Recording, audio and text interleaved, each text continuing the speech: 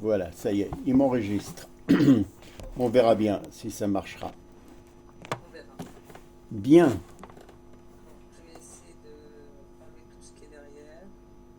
Tu es prêt? Ouais, ouais. Vas-y. Vas-y, décale-toi un tout petit peu vers la droite. Encore un peu, parce qu'on voit le bouton chaque fois que tu bouges la tête. Ah, Encore. d'accord, je comprends. Attends, je vais peut-être changer l'angle.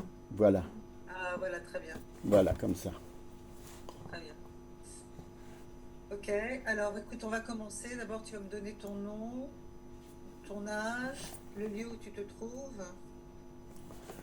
Voilà, Euh, voilà, je suis euh, Volontiers. Uri Weber. Je suis membre du kibbutz Yechiam depuis plus de 50 ans. Et, Ton métier. voilà, je suis sociologue. J'ai travaillé pendant longtemps à la Fédération des kibbutzim et ensuite au conseil régional la municipalité de la région en fait. Et depuis un certain nombre d'années, je suis à la retraite. D'accord. Ton travail portait sur quoi en tant que sociologue? Bah, pendant des années, c'était quand je travaillais à la Fédération des kibbutzim. Alors c'était sur toute l'évolution des kibbutzim, les transformations, les changements, leur adaptation à la modernité. Et lorsque j'ai travaillé au conseil régional, c'était surtout le développement de la région à tous les niveaux, mais surtout au niveau social, au niveau des villages coopératifs qui constituent euh,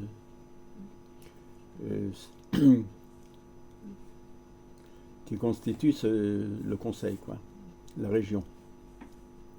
D'accord. Donc depuis 50 ans, tu observes la société israélienne et son évolution.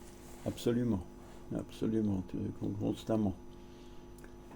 Constamment, Et ça faisait partie de mes occupations, de mon travail, oui, au cours de cette période. alors la première question quand même qui me paraît importante avant de commencer à réfléchir sur le déroulement des événements, est-ce que tu pourrais me donner les tranches d'âge de ce pays? Est-ce que c'est un pays qui est constitué par la jeunesse est-elle plus forte que en nombre, hein, ou comment est-ce que et la répartition aussi des communautés, est-ce que tu pourrais dire quelques mots là-dessus? Des communautés. Disons qu'en question de... Bon, les tranches d'âge, ça on peut vérifier exactement, mais je sais que les retraités représentent entre 10 et 12% de la population aujourd'hui. Il y a beaucoup de jeunes, beaucoup d'enfants, vu que les familles sont assez nombreuses. Non, je n'ai pas des données exactes là-dessus. Par contre, j'ai des données qui peuvent être intéressantes. C'est sur la manière dont les gens se définissent en Israël. Parmi les juifs, par exemple, il y a à peu près 15% qui se considèrent, qui se définissent comme athées. Il y a une 30% à peu près qui se définissent comme traditionnalistes, peu religieux. Il y a encore une quinzaine, 15% à peu près, qui se définissent comme traditionnalistes religieux. Ensuite, il y a 12% à peu près de religieux et 11-12% de ultra-orthodoxes. C'est la répartition qui a été recueillie par le Centre de statistique d'Israël il y a quelques années. C'est assez récent, c'est de 2018 ou 2020, quelque chose comme ça. Et ça représente bien ce qu'est Israël au niveau de la répartition de ces groupements sociaux. C'est-à-dire que la masse, la majorité, en fin de compte, ils sont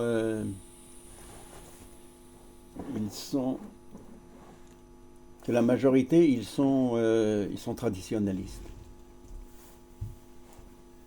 Et, D'accord, traditionnaliste. Et alors, et politiquement, tu as une idée de cette oui, répartition oui, aussi? oui.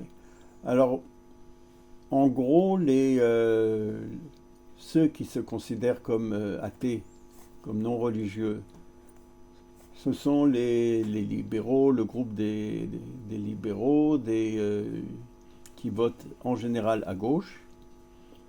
Euh, Parmi les traditionalistes non religieux aussi, c'est le centre-gauche, disons en gros.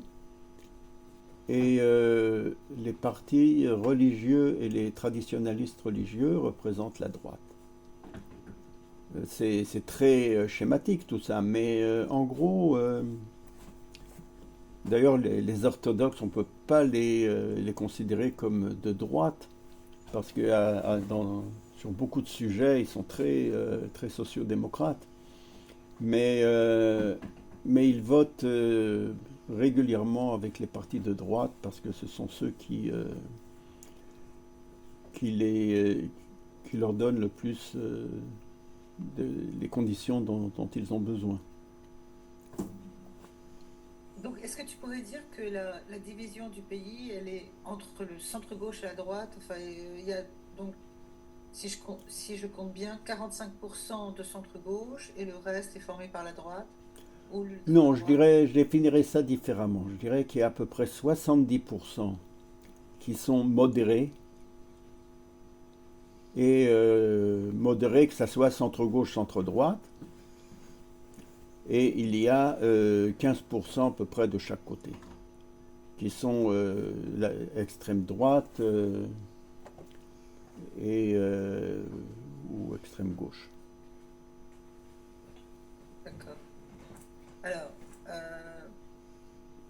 est-ce que aussi tu pourrais définir la population de l'État d'Israël, c'est-à-dire on sait très bien qu'il y a un maillage très serré entre les juifs, chrétiens et musulmans qui vivent dans ce pays. Est-ce qu'on a une idée à peu près de la population qui n'est pas juive dans ce pays? Oui, il y a 20% d'Arabes. 20% d'Arabes, et ce qui est aussi intéressant, qu'il y a 5% de ce qui est défini comme autre. Autres. Ils sont définis comme autres parce que, en général, ce sont des immigrants venus de Russie ou de l'ancienne URSS qui ne sont pas reconnus comme juifs. Donc, ils sont définis comme autres. Les chrétiens, c'est pas une branche tellement importante. Il y a les druzes aussi qui font partie, tout ça, de ces 20% définis comme arabes. Ok. Et la population chrétienne, Elle n'est pas tellement importante. Il y a les juifs, les arabes chrétiens qui sont d'ailleurs, qui s'intègrent à la société israélienne beaucoup plus facilement. Mais je ne sais pas exactement combien ils représentent, mais ce n'est pas une part importante de la population arabe. donc tu dirais que la diversité de ce pays est très importante? Ah, ça, de toute manière. Elle est importante parce que aussi parmi les juifs, il y a une énorme diversité entre les pays d'origine et, euh, et les différentes cultures. C'est-à-dire que c'est très différent. Il y a 1 million de juifs qui sont arrivés de Russie, d'URSS, de l'ancienne URSS et de Russie. 1 million, c'est quand même assez important. Il y a aussi à peu près aujourd'hui 700 000 descendants des juifs venus du Maroc qui ont aussi une culture très particulière, très spéciale. Et, voilà, mais c'est vrai que il y a 200 000 à peu près Éthiopiens, des juifs venus d'Éthiopie, qui eux sont une population noire qui sont très particuliers dans ce pays. Mais ce qui est vrai, c'est qu'à la deuxième, troisième et quatrième génération, les différences s'estompent.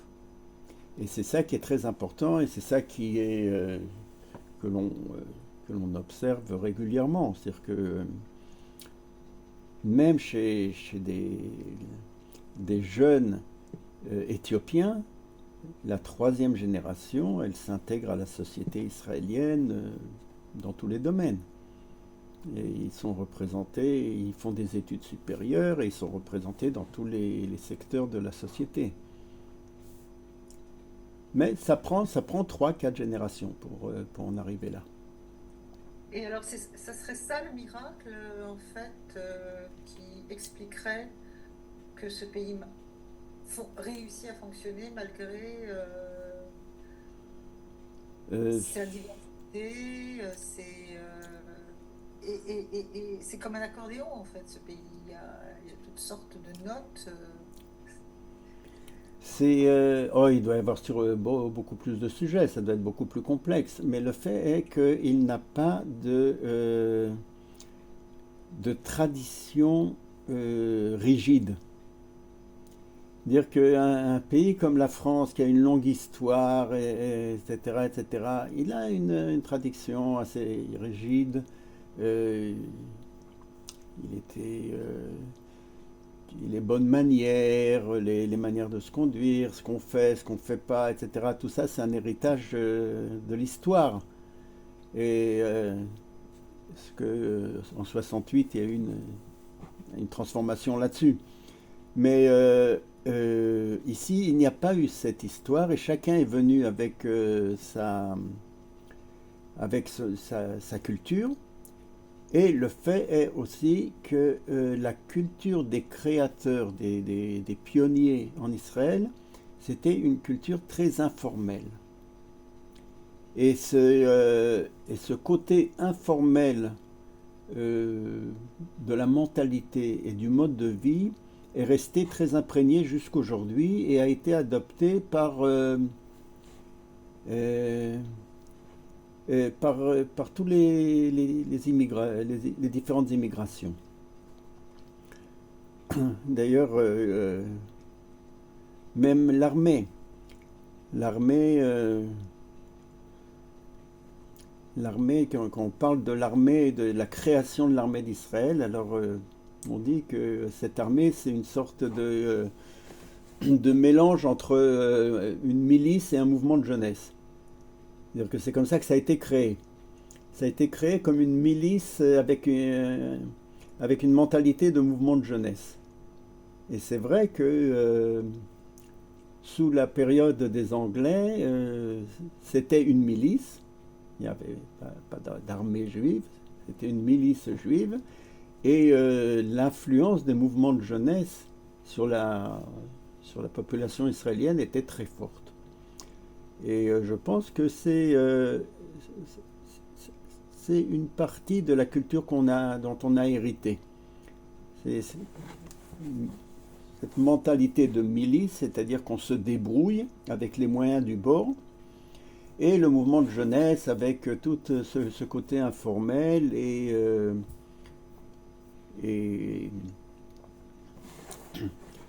et cet enthousiasme.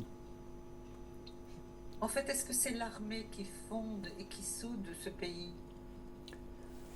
L'armée a sûrement un rôle important parce que les 3 ans que l'on passe à l'armée, euh, pour la plupart des jeunes, 2 ans pour les femmes, euh, c'est là que la rencontre se fait et que les relations entre les différentes communautés se rapprochent beaucoup. Euh, et l'éducation, l'armée a un rôle formateur. L'armée a absolument un rôle formateur, un rôle de développer l'amour du pays, euh, le lien au pays, le lien au judaïsme, c'est aussi ancré très fort dans la culture que propage l'armée. Et ça se transmet. Ça se transmet pratiquement à tous les échelons du service militaire. Donc, maintenant qu'on a fait un petit peu euh, ce tableau, on va sauter les étapes, hein, on va pas pouvoir malheureusement tout expliqué, mais on va arriver au moment de la fracture qui est donnée avec la réforme. Est-ce que tu peux déjà nous expliquer les points forts, le danger de cette réforme qui a conduit finalement à une mobilisation du pays, enfin de la tranche du centre-gauche, parce qu'on ne va pas dire que la droite, elle, était pour cette réforme, le centre-gauche contre cette réforme, ou une partie du centre-gauche. Quels étaient les dangers et quels étaient et est-ce qu'il y avait du bienfait aussi dans cette réforme? Écoute, il y a à peu près 3 ans, j'ai sorti un livre en France qui s'appelle La gauche en Israël, Conversation entre générations, ça s'appelle, et où je parlais justement du niveau clivage. Si pendant des années, le clivage entre la gauche et la droite était basé sur le problème palestinien, sur une solution à 2 États ou pas, etc., etc., c'était ça le clivage entre la gauche et la droite. Ces dernières années, je développais la thèse que le nouveau clivage, c'était une question d'identité. L'identité, c'est-à-dire comment exprimer son judaïsme, comment l'État d'Israël, qui a été créé comme un État juif, doit vivre son judaïsme et l'exprimer. Et il y avait d'un côté ce que j'appelais une culture traditionnaliste, une culture de droite, qui était proche de la religion, proche de la tradition, et qui était aussi nationaliste, c'est-à-dire l'État d'Israël avant tout, un État juif avant tout. Et il y avait la culture de gauche, qui était une culture très libérale, un peu même universaliste sur les bords, et qui promenait surtout l'être israélien, le développement de l'identité israélienne, c'est-à-dire une culture israélienne, les chants israéliens, les danses israéliennes, les écrivains, les cinémas israéliens, etc. Développer une identité israélienne. Et d'ailleurs, il y a une blague qui disait que quand tu demandes à un Israélien s'il est avant tout juif ou israélien, ceux qui disaient qu'ils sont avant tout juifs étaient en général de droite, et ceux qui disaient israéliens étaient en général de gauche. Et cette définition de l'État d'Israël en tant qu'État juif, c'est un problème qui s'est posé, qui commençait à se poser à une période où l'État d'Israël était en pleine expansion, était en pleine croissance, etc., et où les problèmes de survie étaient passés au second plan. Et donc, et alors là est arrivé ce nouveau gouvernement qui a lancé le pavé dans la mare avec cette réforme judiciaire qui a scindé le pays en deux, entre ces deux cultures que je décrivais un an auparavant. Et toute la droite, c'est-à-dire surtout les partis religieux et le courant traditionnaliste et le courant nationaliste se sont retrouvés à défendre la réforme, alors que tout le camp libéral s'est réuni sur l'opposition à la réforme. D'ailleurs, en général, les 3/4 des gens ne savaient pas ce qu'il y a dans cette réforme. Mais ils en connaissaient les titres, ils en connaissaient les slogans, et ils se réunissaient autour des slogans et autour du symbole. C'est devenu un symbole, en fin de compte, cette réforme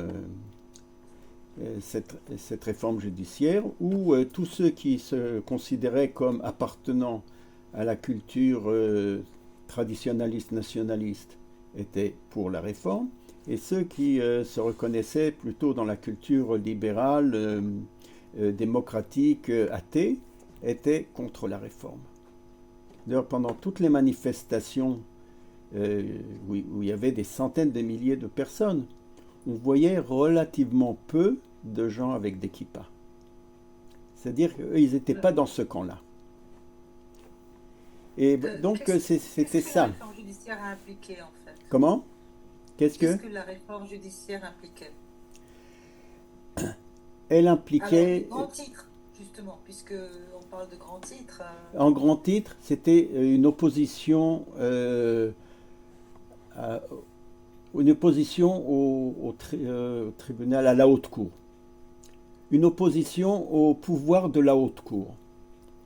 Et pourquoi cela? Parce que la haute cour, euh, qui était très libérale, euh, un- un- interdisait très souvent des lois proposées par la droite qui étaient portaient atteinte à l'égalité, qui créaient des discriminations,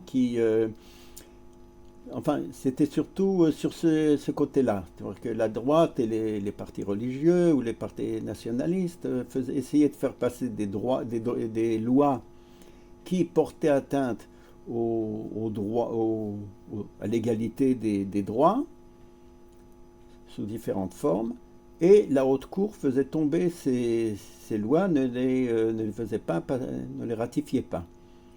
Et c'est pour ça que les partis de droite et les nationalistes et les religieux en avaient lourd sur le cœur contre cette cour suprême, et ils ont essayé de restreindre de beaucoup les prérogatives de cette cour.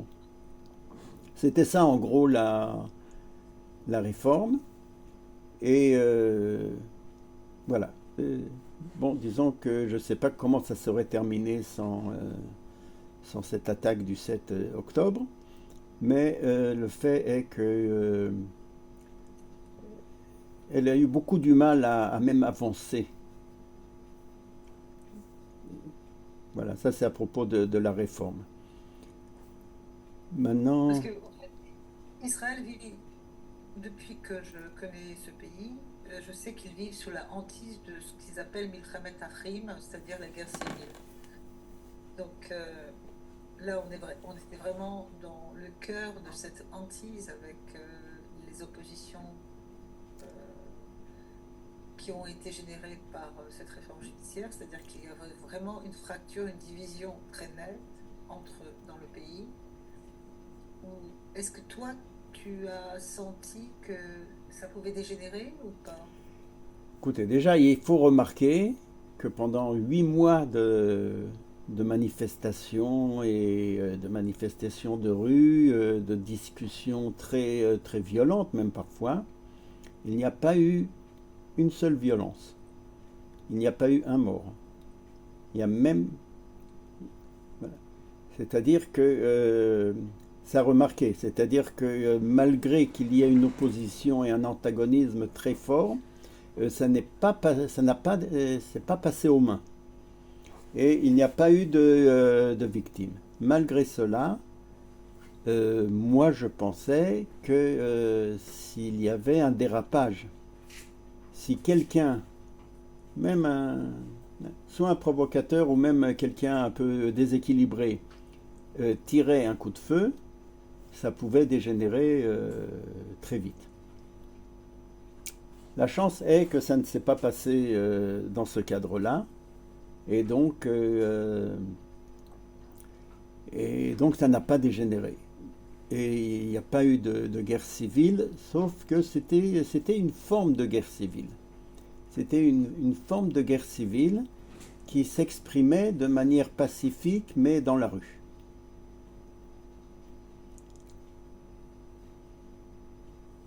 D'accord. Mais est-ce que ces remous politiques ont conduit finalement à un désengagement de la plus haute autorité de l'État? C'est-à-dire, il y a eu, au fait, les dossiers n'étaient plus traités. Est-ce que c'est ça qui...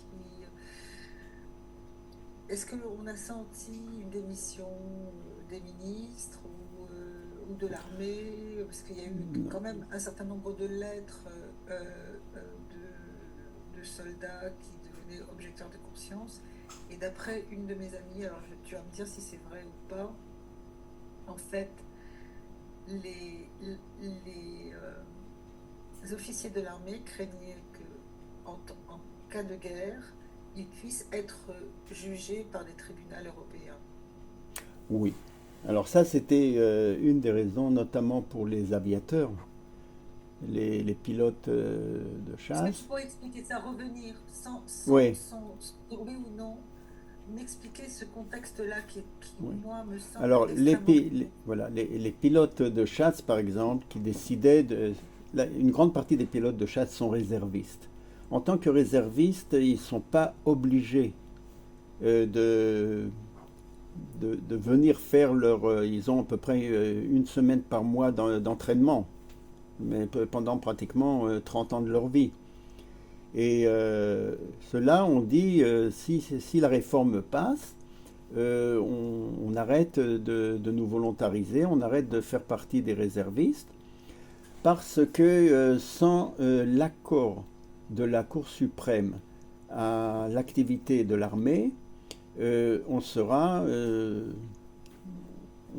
on peut être jugé par le tribunal de Hague, de La Haye, et on peut être condamné. Alors que tant que la Cour suprême euh, remplit son rôle, c'est-à-dire de bien vérifier chaque activité de l'armée, chaque attaque et d'y mettre des limites, etc., ce rôle de la Cour suprême est reconnu par les instances internationales. Et les instances internationales disent, si la Cour suprême en Israël remplit son rôle, nous, on n'intervient pas. Ça, c'est la position des instances internationales, de la Haye, etc.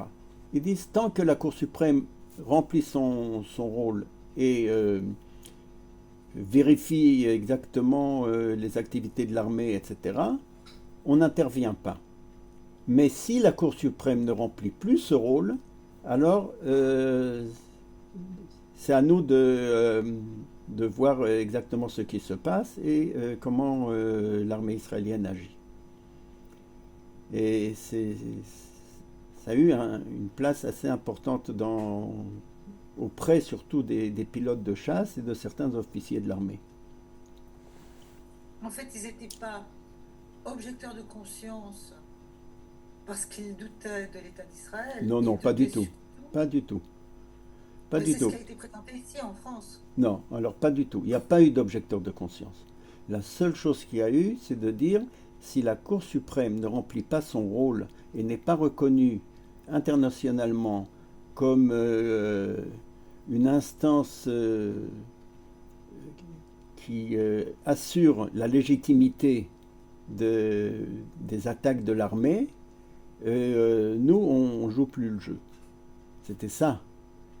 C'était face à la légitimité du rôle de l'armée.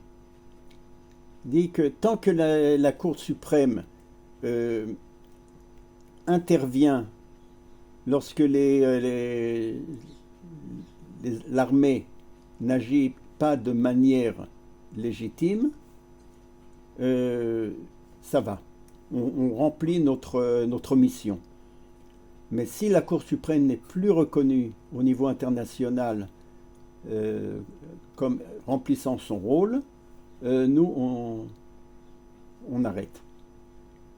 C'est-à-dire que ce n'est pas du tout l'objecteur de conscience, c'est une question politique, structurelle, du rôle que remplit la Cour suprême dans l'État.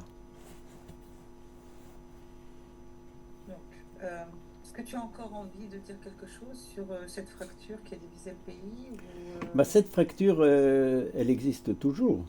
Elle n'a pas été réglée. non, Elle bien n'a sûr. pas été réglée, elle a été mise de côté. Et à savoir comment ça va, quand et comment ça va revenir sur le devant de la scène. Ça, on ne le sait pas encore. Alors, parce qu'il y a aussi beaucoup de gens, on va terminer là-dessus d'ailleurs, parce que sur cette question-là, il y a beaucoup de gens qui soupçonnent Benjamin Netanyahou d'avoir inspiré cette réforme pour se protéger, lui, pénalement. Aussi, aussi. C'est-à-dire que il y a deux choses à mon avis. C'est une part, c'est ça, c'est-à-dire essayer de trouver un moyen de se libérer de ces procès. Mais d'un autre côté, c'est pour lui ce qui était important, c'est d'assurer un gouvernement stable. Et c'est pour ça qu'il a fait des concessions sans fin à l'extrême droite, à Ben Gvir et à Smotrich, parce que il lui assurait ce gouvernement large, élargi. Et puis d'un autre côté, il a fait les concessions à Levin et à Rothman, qui eux menaient de l'avant cette réforme et qui exigeaient, qui mettaient ça comme une condition à leur participation au gouvernement. Et donc, pour tenir le coup, pour que son gouvernement tienne le coup et pour qu'il ait une majorité, il a dû faire des concessions aussi bien à ceux qui voulaient faire cette réforme. Et à mon avis, il n'a pas estimé à l'opposition que ça allait créer. Il a sous-estimé l'opposition que ça allait créer. Et il a fait ses concessions à l'extrême droite. C'est-à-dire que pour lui, ce qui est le plus important, à mon avis, c'est vrai, c'est essayer de se libérer de ces procès, mais aussi de continuer à assurer la survie du gouvernement et de sa place. Oui. Est-ce qu'il y a un bienfait à cette réforme, un seul, ou pas ou rien? C'est difficile de savoir parce qu'il y a il y a même des avocats, des gens du métier qui disent que les prérogatives de la Cour suprême sont trop importantes et qu'il faut les changer, les adapter, etc. Il est très possible qu'il y ait une petite réforme à faire, des adaptations, etc. Euh, mais ça doit se faire de manière concertée, avec tous les courants, avec tous les... C'est-à-dire que ça doit se faire différemment. Là, ça avait l'impression d'être vraiment une course à la montre, cette Alors, réforme. moi, j'ai entendu aussi, parce que j'ai beaucoup réfléchi sur cette réforme, il y avait aussi le fait que les juges de la haute cour étaient à vie, nommés à vie. Et qu'en fait, ils pouvaient aussi parrainer d'autres qui étaient du même bord. C'était ça aussi ce Ouais, qui était reproché. ouais. Mais bon, il y avait toujours un arabe déjà dans la haute cour. Ça, c'est même sur la constitution de la haute cour, il y a toujours un juge arabe. Et si on analyse les différents juges qui ont été nommés, il y a eu plusieurs fois des religieux. Des religieux, c'est-à-dire que de ce point de vue-là, on ne peut pas dire que c'était uniquement les libéraux athées qui étaient juges à la haute cour. Ce qu'il manquait, c'était peut-être des ressortissants d'Afrique du Nord. C'est ce qu'on leur a dit toujours, il n'y a pas eu de Marocains. Bon, c'est des choses, il est possible que... c'est ça, c'était le système, ils accusaient que le système d'être de cooptation. Que les gens amenaient les juges qui leur ressemblent, qu'ils ont le même courant de pensée, etc. Or, il s'est avéré que c'était pas exact et que c'est pas exact à 100%. C'est-à-dire que c'est possible qu'il y avait qu'en général c'était les mêmes, mais bon, lorsqu'il y a des cooptations, alors on choisit les gens qu'on connaît, on choisit les gens avec lesquels on a étudié, avec lesquels on a travaillé, et en fin de compte, ça a une influence là-dessus. Bon, s'il y a des transformations à faire, c'est très bien, on peut le faire. Mais la manière dont ça a été abordé par par le ministre de la Justice, Levin, c'était vraiment beaucoup beaucoup trop extrémiste, et surtout ce sentiment qu'il ne veut pas discuter, qu'il veut imposer. Il veut imposer sa réforme le plus vite possible et, et avec un minimum d'amendements. Et c'est ça qui a fait sortir les gens dans la rue. Et toi, tu étais opposé à cette réforme? Oui, bien sûr. Pour les raisons que déjà ça ne se fait pas comme ça. Une réforme de la justice, ça ne se fait pas en faisant passer deux, trois lois à la va-vite. Ça doit être une réforme concertée, tous les courants doivent être représentés, et ça doit se faire professionnellement, mais avec des gens de différents bords. Ça peut pas être... et puis surtout que les, les bases de la société démocratique doivent être respectées. Or, ici, il y avait le sentiment que cette réforme bafouillait le système démocratique.